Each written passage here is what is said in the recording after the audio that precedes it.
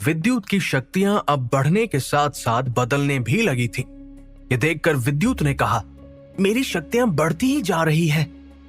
मैं जैसे जैसे नई टेक्निक्स में माहिर हो रहा हूं, मेरे शरीर के साथ साथ मेरी शक्तियों में भी बदलाव आ रहे हैं।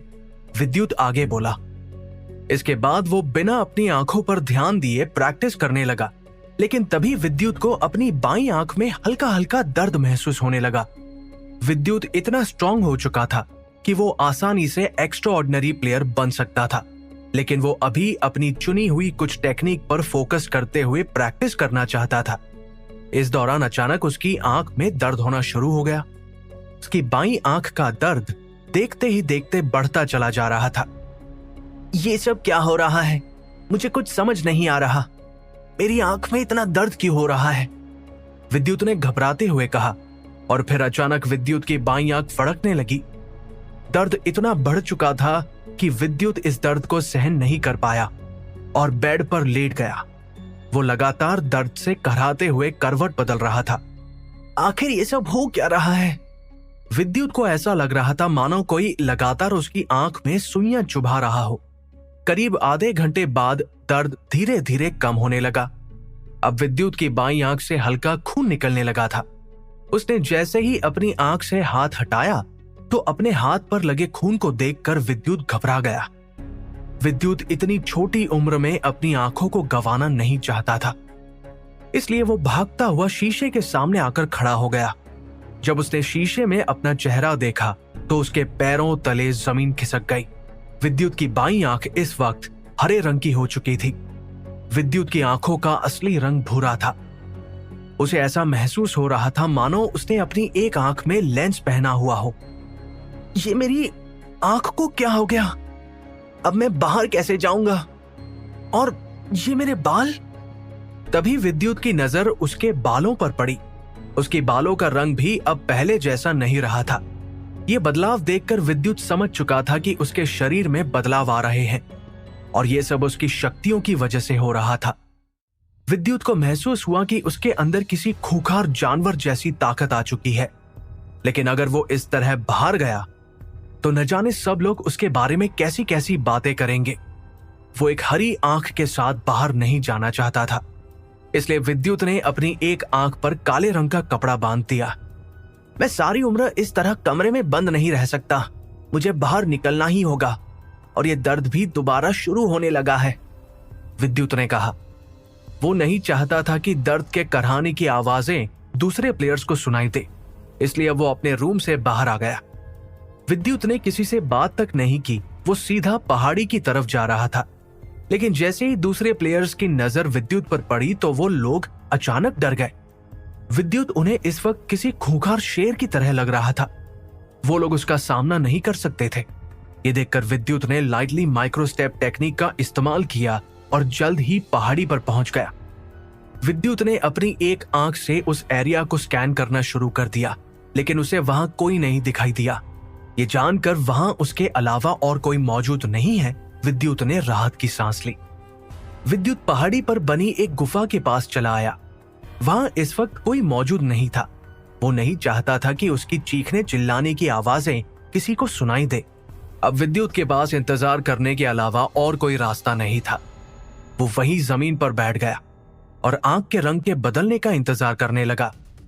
विद्युत को वहां बैठे बैठे करीब आधा घंटा गुजर गया, लेकिन उसकी बाईं आंख में कोई बदलाव नहीं आया, बल्कि उसका दर्द दोबारा धीरे धीरे बढ़ने लगा था। अचानक दर्द से कराहते हुए विद्युत ने अपनी बाईं आंख पर हाथ रख लिया। ये दर्द दोबारा शुरू हो गया। न जाने मैं इसे कैसे झेल पाऊंगा। अब विद्युत को सारी दुनिया गोल गोल घूमती हुई नजर आ रही थी। तभी वो दर्द से चिल्लाने लगा। कुछ ही सेकंड्स बाद विद्युत की आंख से खून निकलने लगा और वो दर्द से चिल्लाते हुए जमीन पर गिर गया। विद्युत की किस्मत अच्छी थी कि वहां एकेडमी का कोई भी प्लेयर मौजूद नहीं था। अगर कोई उसकी ये चीख सुन लेता तो उसके लिए मुश्किल खड़ी हो सकती थी। ये दर्द कुछ ही सेकंड्स तक चला। विद्युत को ऐसा महसूस हो रहा था कि उसकी एक आंख में बदलाव आ रहे हो, और ये बदलाव बहुत ही दर्दनाक था। अपनी आंख से निकलते हुए खून देखकर विद्युत के रोंगटे खड़े होने लगे थे। आखिर ये सब मेरे साथ हो क्या रहा है?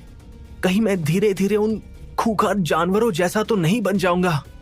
विद्युत की आंख का रंग बदल चुका था। उसके बालों का रंग भी धीरे धीरे बदल रहा था। यह बात विद्युत को बहुत परेशान कर रही थी। करीब 10 मिनट बाद अचानक विद्युत की आंख का दर्द बंद हो गया। शुक्र है, विद्युत ने कांपती हुई आवाज में कहा। लेकिन विद्युत को शक था कि उसके साथ जो कुछ भी हो रहा है वो इतनी आसानी से खत्म नहीं होगा। विद्युत एक बार फिर अपने चारों तरफ देखने की कोशिश करने लगा, लेकिन जब उसने अपनी बाईं आंख खोलने की कोशिश की तो उसे अपनी पलकें झपकाने में मुश्किल होने लगी। पूरी ताकत लगाने के बावजूद भी अपनी बाईं आंख को खोल नहीं पा रहा था। हे ब्रह्म देवता, ये मेरे साथ क्या हो रहा है? विद्युत अब घबराने लगा था। वो इतना परेशान हो गया कि हड़बड़ी में उसके हाथ पैर कांपने लगे। वो अपनी बाईं आंख को गंवाना नहीं चाहता था, इसलिए विद्युत ने एक गहरी सांस ली और दोबारा पूरी ताकत के साथ अपनी बाईं आंख को खोलने की कोशिश करने लगा। लेकिन अपनी पूरी इनर स्ट्रेंथ का इस्तेमाल करने के बावजूद भी वो अपनी आंख को सिर्फ आधा ही खोल पाया। काश सब कुछ पहले जैसा हो जाए, वरना मुझे सारी जिंदगी एक आंख के साथ जीना पड़ेगा। ऐसे में मैं एक महान प्लेयर कैसे बनूंगा? विद्युत ने कहा। उसे इस बार जब अपनी आंख खोलने की कोशिश की तो उसे अपनी बाईं आंख से सब कुछ धुंधला सा नजर आने लगा। उसे ऐसा लग रहा था मानो उसकी सारी दुनिया उथल पुथल हो रही हो। उसे ऐसा महसूस हो रहा था मानो जैसे भूकंप आ रहा हो। अब विद्युत को डर लगने लगा था, लेकिन वो नहीं चाहता था कि उसकी एक आंख हमेशा हमेशा के लिए यूं ही रह जाए। ये सब सिर्फ विद्युत के साथ ही हो रहा था। जब उसने अपनी दूसरी आंख से एकेडमी में मौजूद प्लेयर्स की तरफ देखा तो उसे महसूस हुआ कि वो सब आराम से अपनी प्रैक्टिस कर रहे हैं। शुक्र है किसी ने मुझे यहां आते हुए नहीं देखा, विद्युत ने कहा।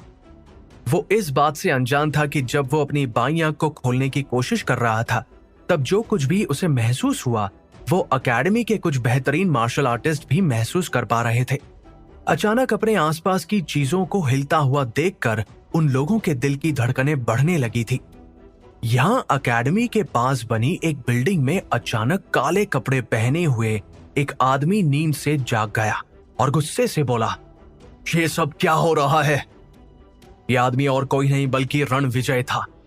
उसका चेहरा इस वक्त डर से पीला पड़ चुका था और तो और उसके हाथ पैर भी कांप रहे थे। यहां दूसरी तरफ विद्युत की शक्ति बढ़ती जा रही थी, जिसका असर अब दूसरे लोगों पर भी होने लगा था।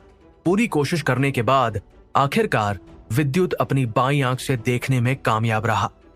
वो अब अपनी आंख को खोल पा रहा था, लेकिन अपनी पूरी ताकत का इस्तेमाल करने के बाद अब विद्युत का सिर चकराने लगा था। शुक्र है, विद्युत ने राहत की सांस लेते हुए कहा। तभी उसकी आंखों से एक चमकदार रोशनी निकलने लगी और देखते ही देखते वो रोशनी बादलों में कहीं गायब हो गई। इसके बाद विद्युत को ऐसा लगने लगा था कि वो दुनिया में किसी भी चीज के आर पार देख सकता हो। उसकी शक्ति लगातार बढ़ती ही चली जा रही थी। जब वहां विद्युत के साथ ये सब हो रहा था तो जिस क्रिस्टल को वो यूथ मार्शल आर्ट्स एकेडमी से लेकर आया था वो भी लगातार चमक रहा था। विद्युत के रूम से आती हुई रोशनी इतनी तेज थी कि बाहर मौजूद प्लेयर्स उस बारे में बातें करने लगे। आखिरकार विद्युत के रूम में चल क्या रहा है और ये रोशनी कैसी? ये सुनकर दूसरे प्लेयर ने कहा, न जाने अंदर विद्युत अकेला क्या करता रहता है।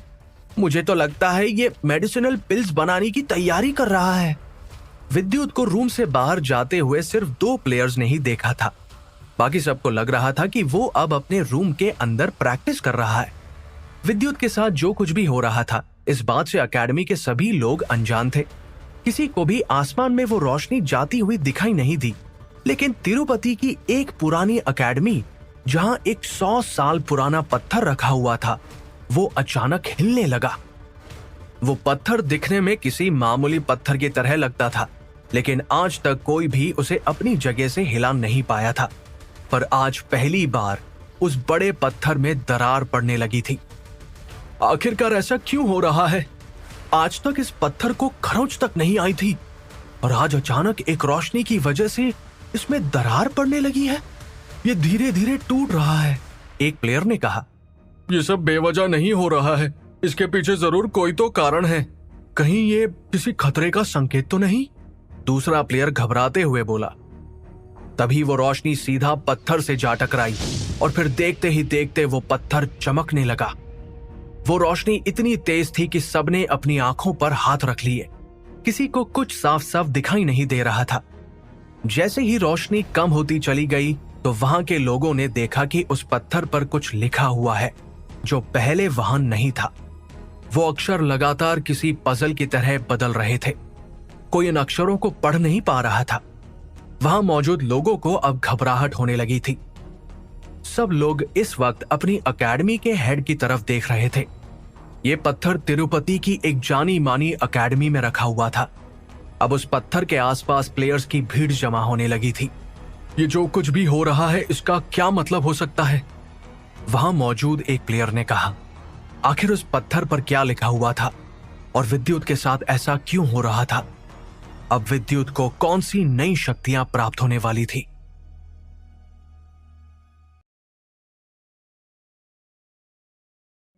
अकेडमी का हेड उस पत्थर पर लिखे अक्षरों को पढ़ने की कोशिश कर रहा था, जिनमें से बहुत मेहनत के बाद उसे सिर्फ 2 शब्द ही समझ आए। मैं इसमें से सिर्फ 2 शब्दों को ही समझ पाया।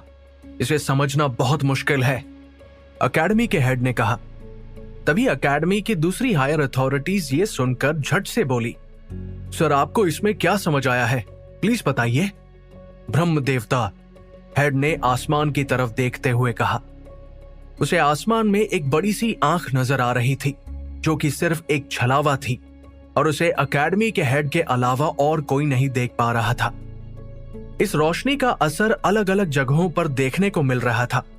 यहाँ दूर शहर में अचानक खूंखार जानवर इस रोशनी की वजह से दहाड़ने लगे थे। जब उनके मालिक ने आसमान की तरफ देखा तो वो हैरान होते हुए बोला, ये सब क्या है? मैंने आज से पहले ऐसा कुछ कभी नहीं देखा। जब से मैंने ये एम्पायर खड़ा किया है तब से यहाँ ऐसा कुछ नहीं हुआ, लेकिन आज अचानक आसमान में बदलाव कैसा?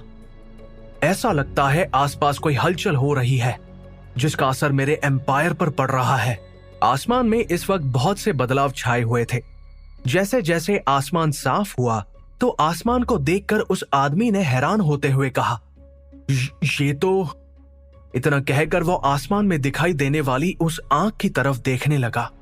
इसके बाद आसमान से आती हुई रोशनी को देखकर उस आदमी ने कुछ उड़ने वाले जानवरों और साथियों को रोशनी की तरफ आसमान में भेज दिया।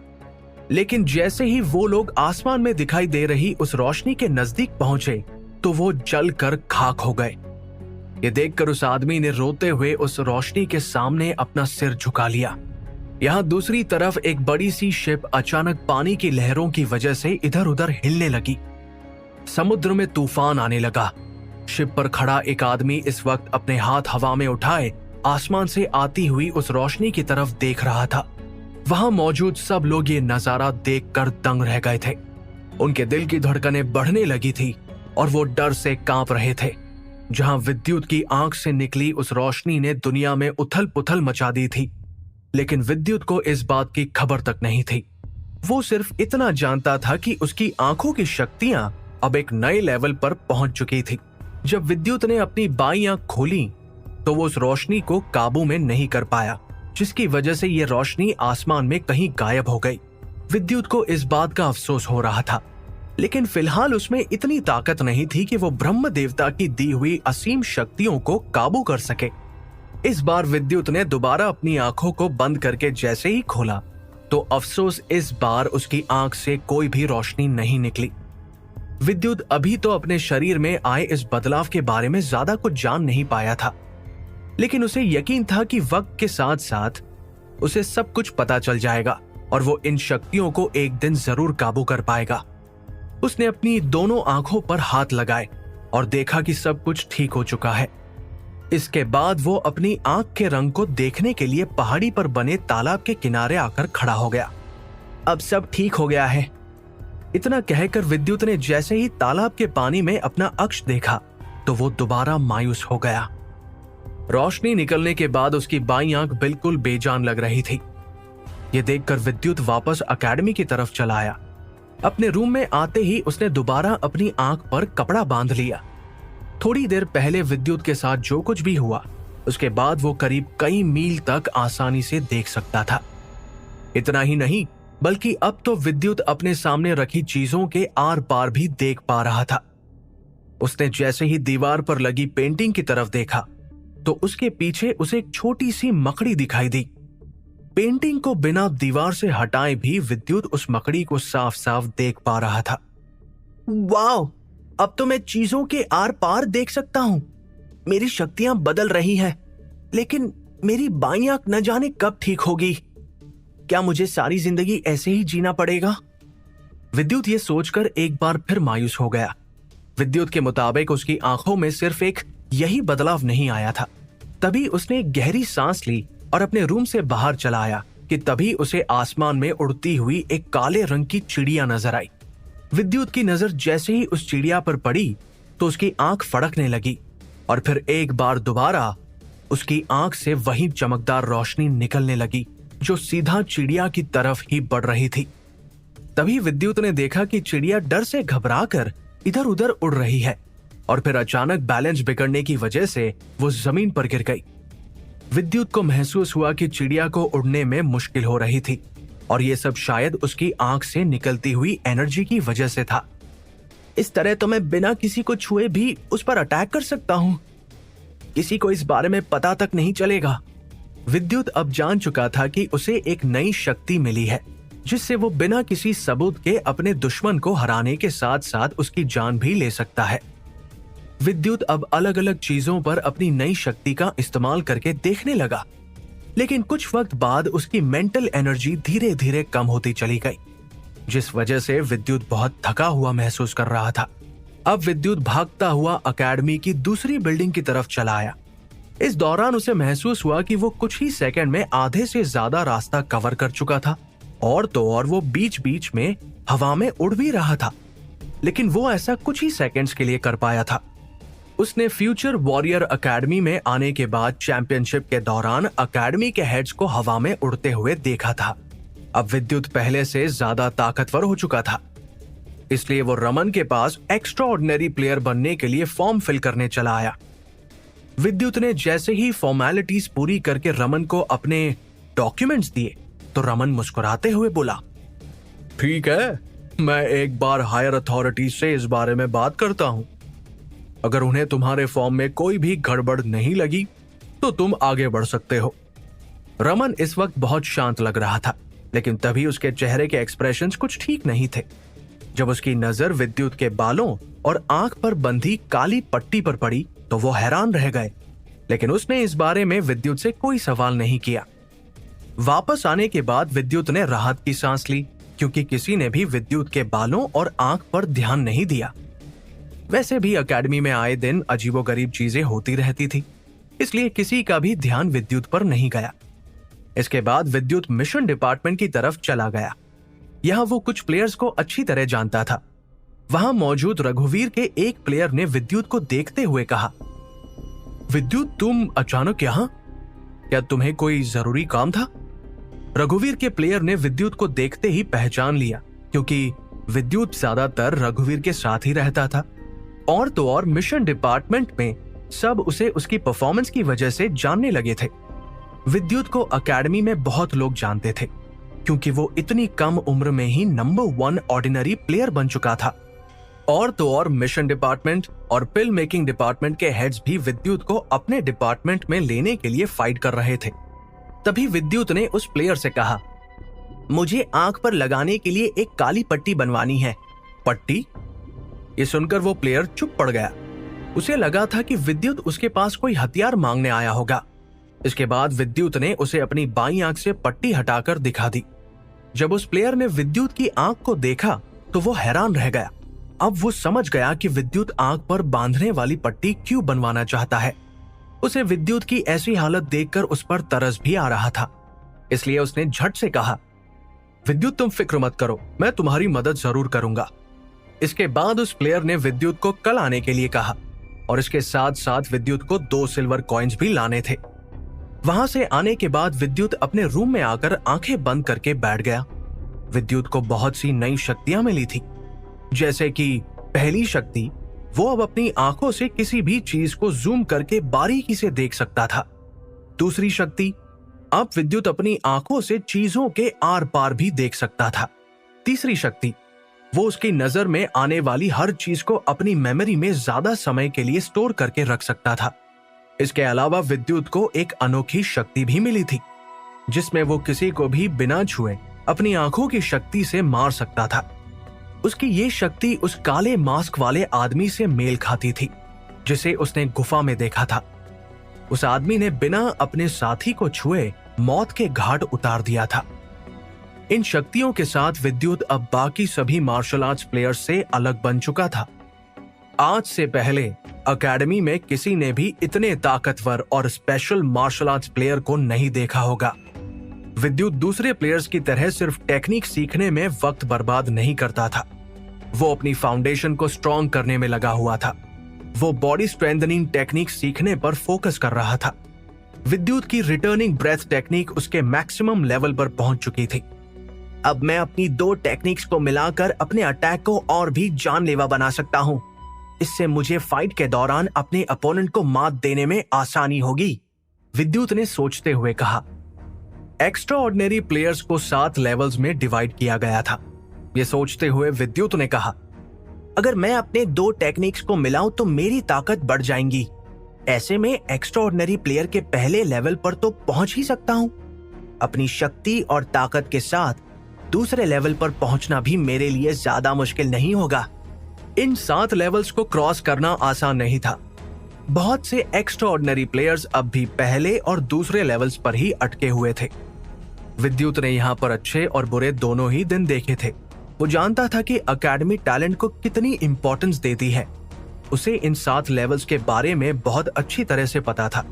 अगर एक प्लेयर के अंदर टैलेंट नहीं होगा तो वो आगे नहीं बढ़ पाएगा। क्या विद्युत एक्स्ट्राऑर्डिनरी प्लेयर बन पाएगा? क्या उसे हमेशा अपनी आंख पर पट्टी बांधनी होगी? क्या मोड़ लेगा विद्युत का खतरों से भरा ये सफर? जानने के लिए सुनते रहिए।